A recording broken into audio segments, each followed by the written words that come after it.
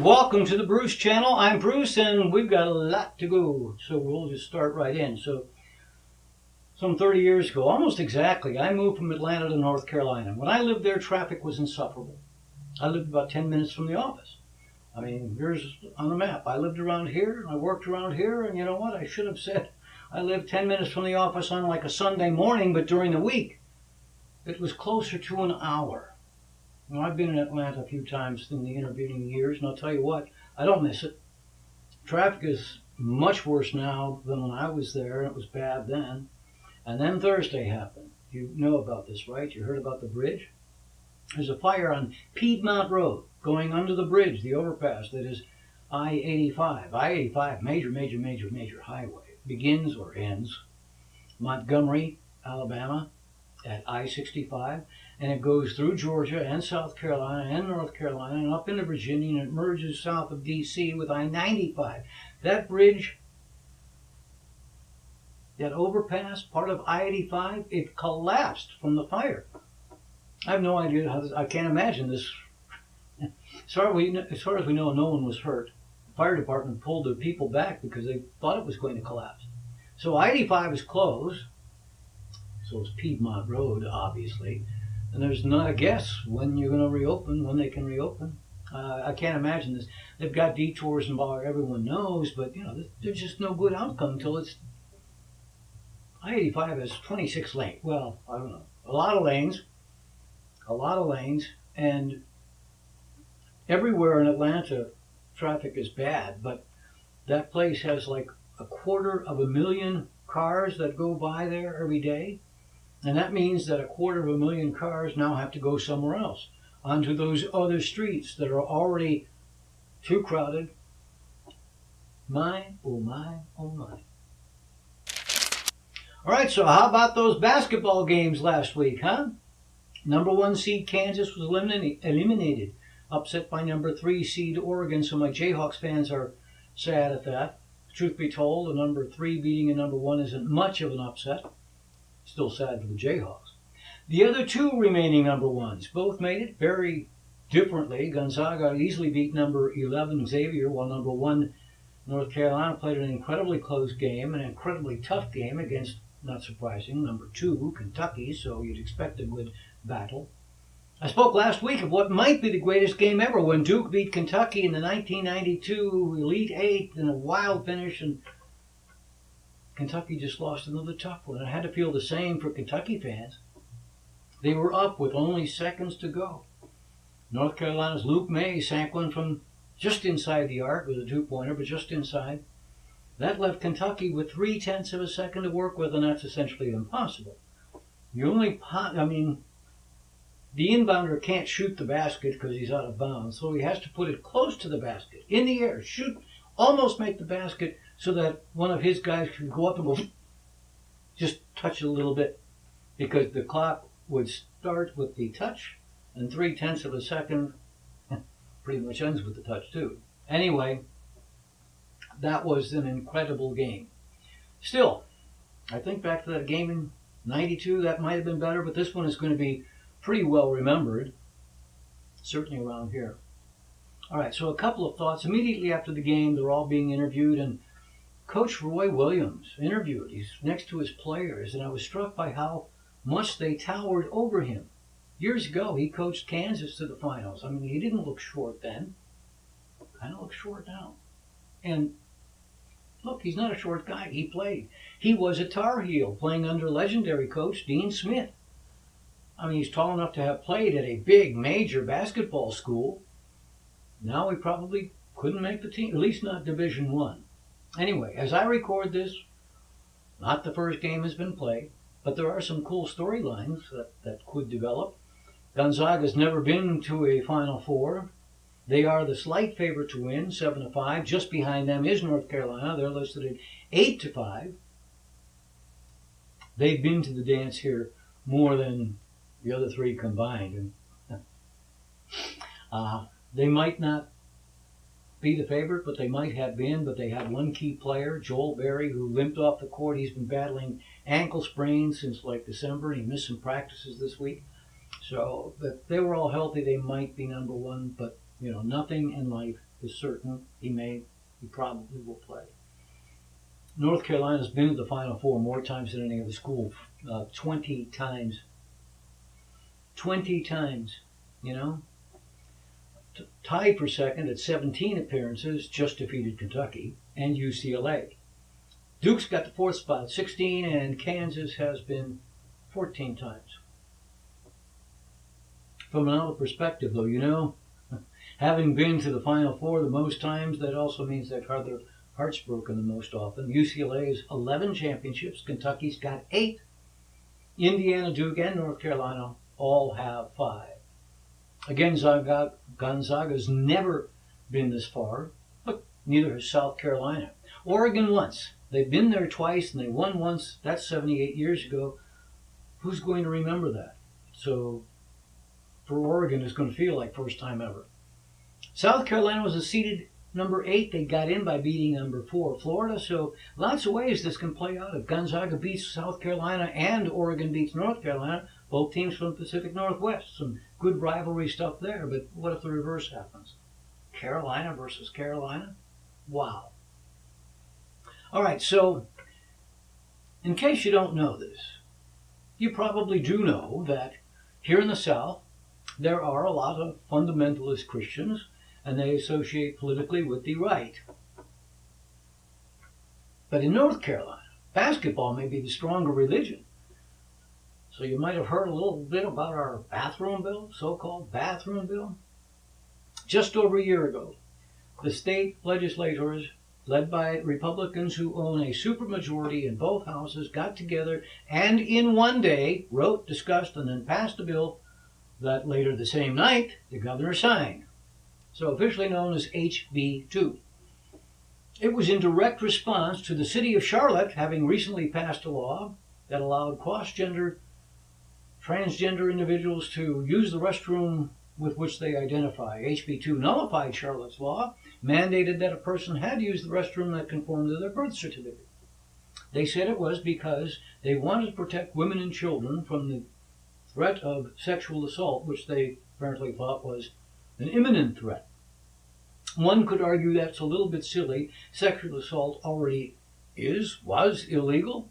Incidents of the sort they imply, there's no statistics. It doesn't happen. Now, I can't tell you what would make a man want to dress and identify as a woman. And I can't tell you what would make a woman want to dress and identify as a man. I don't get it, but I get that it happens. Also in the bill, but rarely mentioned, it also banned a city within the state from passing a minimum wage law. I guess that was an imminent threat too. So, as I said, it's just over a year. Meanwhile, during this year, large companies in the state, or companies thinking about coming to the state, or expanding in the state, said, hey, no way. At least one company moved its headquarters to a different state. The NBA's All-Star game was supposed to be in Charlotte in January, but they moved it. Neither side would budge until the NCAA was awarding college playoff games for like the next 6 years? And there's always some held in North Carolina. But they said nothing's in NC while the law's on the books. So on deadline day, the NCAA said, by this day. So on deadline day, our legislators repealed it. Actually, what they did is they changed the expiration date. It stays in place sort of till 2020, which naturally has both sides complaining, one that you did, the other that you didn't fully. So anyway, when I said basketball was the stronger religion here, I was not kidding. Hey, let me tell you about my book, Shrink. For most of my adult life, I weighed a little over 100 pounds, not much more than in this picture taken when I was about 17 and considering becoming a jockey. But as is often true, once I crossed into my 40s, extra weight came, and it stayed. For years, I tried to lose, instead gained, and ended up 153 pounds. And I'm embarrassed to show you this video. Then I learned that it isn't about calories and exercise, but instead it's about what you eat. You might say, sure, ice cream makes you fat. But there were surprises, things like orange juice not being such a wise choice if you're trying to lose weight. So I just made some basic changes to what I ate, not how much, and the weight just fell off. Now, nearly 3 years later, it is still off. And don't misunderstand, I'm eating foods I like, not bamboo shoots. Friends ask me how I did it so often, I put it in a book. It's available as an ebook for all platforms, and the print edition is available at barnesandnoble.com and amazon.com. Hey, you can shrink too. All right, welcome back. You can write to us at the Bruce Channel at yahoo.com. At the Bruce Channel at yahoo.com. You can see all of our previous shows at tinyurl.com/Bruce Channel. And at our Facebook page. If you would, subscribe. Tell your friends. We'd appreciate it. All right, so today, NASCAR has the first of its 2 annual races at Martinsville Speedway in Martinsville, Virginia, just across the state line. Folks come from all over, Tennessee, Kentucky, North Carolina, South Carolina. Everybody, they go, they camp out, they get trailers. Pardon me. It's the major race is on Sunday. The qualifying is earlier in the week. Then there's the minor league race on Saturday. So for years, the driver who got the most points in a year won the Winston Cup. The major leagues of NASCAR was the Winston Cup. Richard Petty and Dale Earnhardt both won 7, more than anyone else. Then J.R. Reynolds Tobacco said, hey, no more sponsoring. And with that, Sprint Communications bought the rights to the Cup Series. It became known as the Sprint Cup Series for many years. Lots of people have grown up knowing it only as the Sprint Cup Series. Last season, Jimmy Johnson won his 7th Cup, and he's still active, so he might actually exclusively own the record one day. But it'll be a mixture. Here's the thing. At the end of last season, Sprint gave up the sponsorship. It was purchased by Monster Energy Drink. Just strikes me as a bad deal for them. Since last fall, I've never heard anyone say, Monster Energy Drink Cup Series. Now it's just known as Cup Series.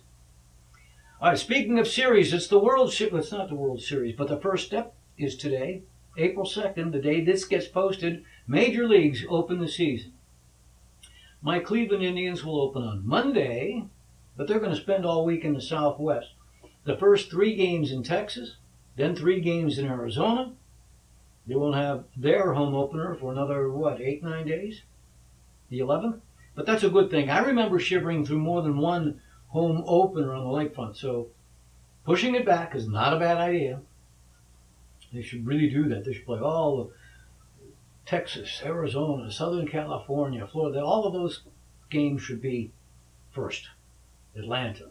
And then they can migrate north as the season change. Anyway, last year my Indians went up 3-1 in the World Series, but they were without 3 pitchers, so they didn't quite make it. This year, Sports Illustrated thinks maybe so. Of course, as everyone knows, that's like the kiss of death.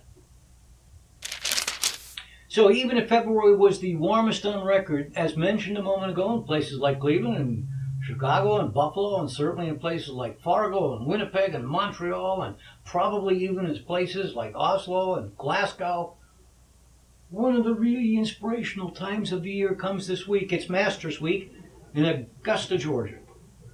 If there's snow on the ground where you are, even if they're not, there's just something majestic. The whole routine, the ritual. It is the only major played at the same golf course each year, and while I can look out and see a little bit of green in the trees here, Augusta's been fully leafed out for weeks. Some weeks ago I mentioned that the folks at Augusta National, where the Masters is played, have pretty much got getting the azaleas to hit peak bloom this week down to a science. And they do. Like when it was so warm in February, I didn't see pictures, but I know they do this, so I'll bet they were putting ice out to retard the azaleas from blooming. And if the sun's shining, even if you're not a golfer, there's just something uplifting about seeing the sun and the leaves and the azaleas. And that's especially true if one has had to put up with cold winds and snow for months. Now, they don't control the weather at Augusta National. You know that, right? There have been in history some rainy and stormy days.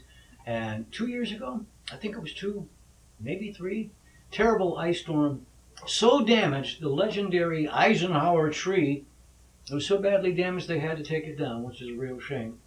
Anyway, Mostly it works. They get a pretty good tournament and it's a pleasure to watch. If you do play golf or watch it, you're always wondering, all right, who's going to win? Is this somebody new or somebody who has won it before? Last year, Danny Willett, first time. The year before that, Jordan Spieth, first time. But, the year before that, Bubba Watson, who had won previously. Maybe Phil Mickelson. Likely won't be Tiger Woods. He did return to competitive play last fall, but his game hasn't been what he'd hoped for. He had back surgery 2 years ago. I personally think his chance of getting to his goal of 19 major championship is gone. He may win a major or more still. Even if he does, he's at 14 now. He'd still come up then short of six-time Masters champions, 18 majors. Speaking of Nicklaus, likely we'll see him and Gary Player. They'll be hitting the ceremonial first drives as they have for years. Last year, they hit the ceremonial first drives. That was the first time that four-time winner Arnold Palmer did not hit one. He was there with them, but he was too frail to swing, and of course then he died in September. All right, some quick hitters. I had previously mentioned that sometimes online, something grabs your attention, it's outrageous, you reflexively click on it. I almost did that this week. I know better, but I still almost did it. I saw Bill Cosby commit suicide. And he's got some trouble, so got a sexual assault case coming up? If that did happen, would you be surprised? So I don't know that was, but it strikes me as one of those sites that capture your computer, hold your ransom until you pay. So as I'd recommended, I did check elsewhere, and yeah, he's still alive, he's still with us, and his trial is still set for sometime in June. By the way, that kind of headline is not the same as those that say something like 18 things you didn't know about the Cleveland Indians or about Justin Bieber or whatever. Those sites, they're known as clickbait, and they are strictly designed to get you in. They don't care if you read it. They'll offer you other things to click on. They don't hold your ransom. They just simply want you to click there. Their advertising, there's usually plenty of it. Their advertisers pay simply on the number of people who click there. So, you don't want to know about Justin Bieber, but you do want to know about this. You click, and they get a fraction of a penny. But a lot of pennies can add up.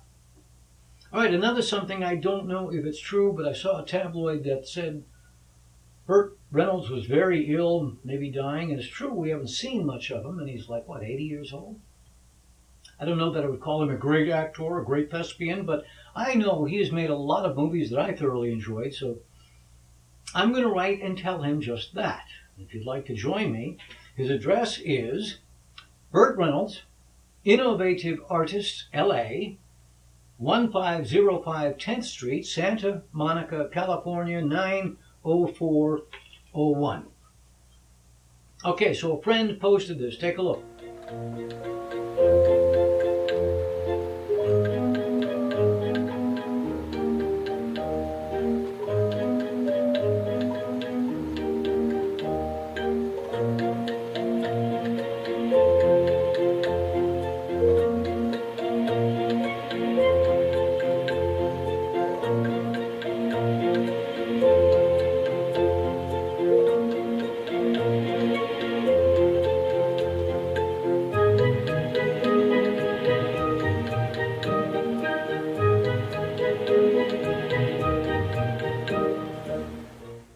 Yep, the azaleas are blooming down south, but even if you're up north, it won't be long till the hummingbirds come back, so get your feeders ready. I have some hummingbirds coming around, and I've got some feeders.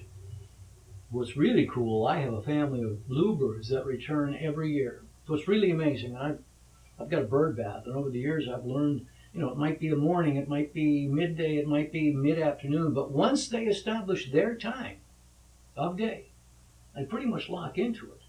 And every day around that time, that's when they show up, typically within 15 minutes of that time. The whole family comes around.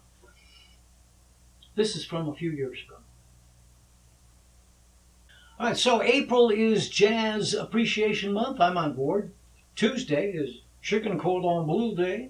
The next day is Deep Dish Pizza Day. And if you wanted to increase your efficiency, I suppose you could wait till nearly midnight on Tuesday and then make chicken cordon bleu your pizza topping.